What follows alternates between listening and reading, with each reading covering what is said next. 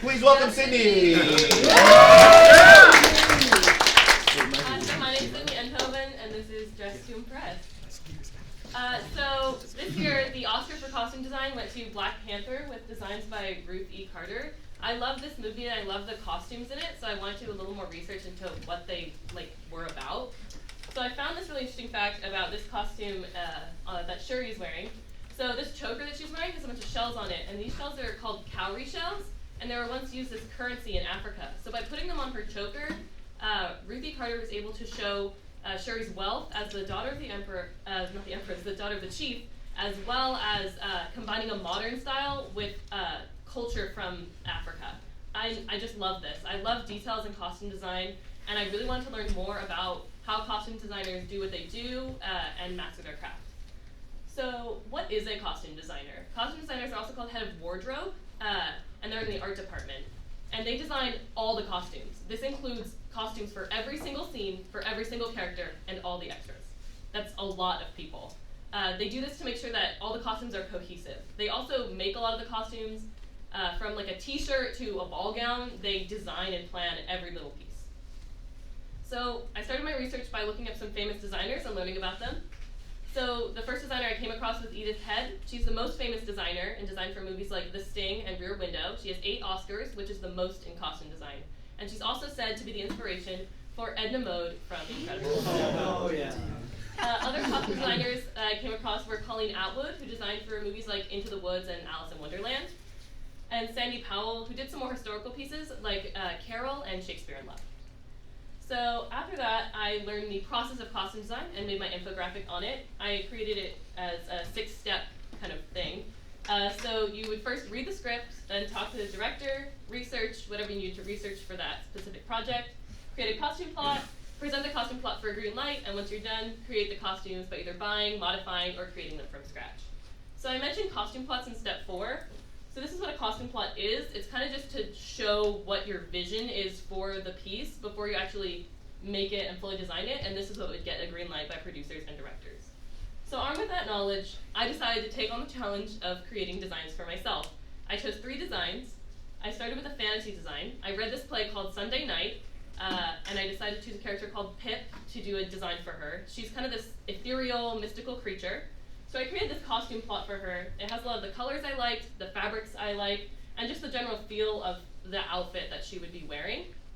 And then I ended up doing this design. I started by sketching out a design, then doing some lines on it with Sharpie, and finally coloring it in with colored pencils. Now, as you can see, I'm not the best artist. I'm not super good at drawing, and so I wanted a little bit of help as well. So I recruited one of my friends who is really into kind of concept art and designing. And she helped me out to do some designs of her own. So I worked with her kind of like a director might work with a costume designer. And she took my drawings and made them a little bit better. Next, I did a cultural design, really similar to Black Panther, because I loved that movie and kind of the details behind it. But instead of African, I chose Japanese culture because I had a friend who could help me out with the little details because she was Japanese. So she decided to name the character. She named her Elise. And we went through a lot of different details in traditional Japanese clothing as well as in modern clothing, symbols, and designs that would be incorporated into her design, which ended up with this. So once again, I did a sketch, I did some line art, and I colored it in. And then my friend swooped in and saved me a little bit with her design, which is a little bit nicer. And finally, I did a historical design. This was the hardest one because it involved a lot of research into kind of understanding not just the exact cost, like exactly what they would wear, but the feel of what they would wear. So I chose a play called Yes, Virginia, There is a Santa Claus. It's a play for younger kids, and it takes place in 1897. So I created this costume plot to kind of think about the different details that people wore, what dresses looked like, what coats looked like, what shoes looked like.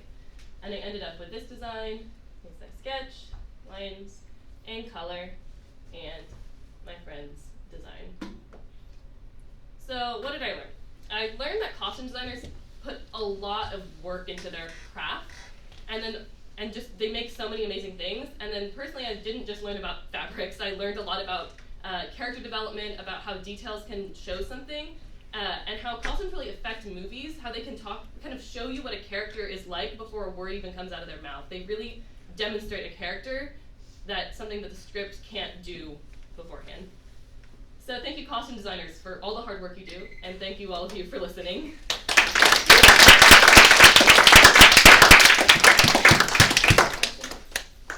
Which one was your favorite to do?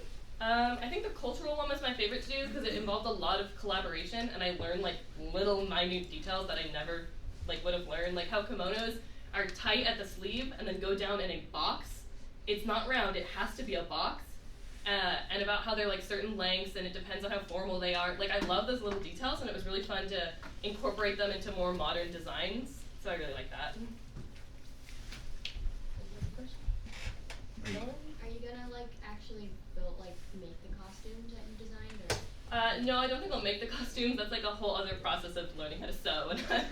But I definitely want to incorporate more thinking about costume design in like future productions that I make from what I've learned about costumes from here.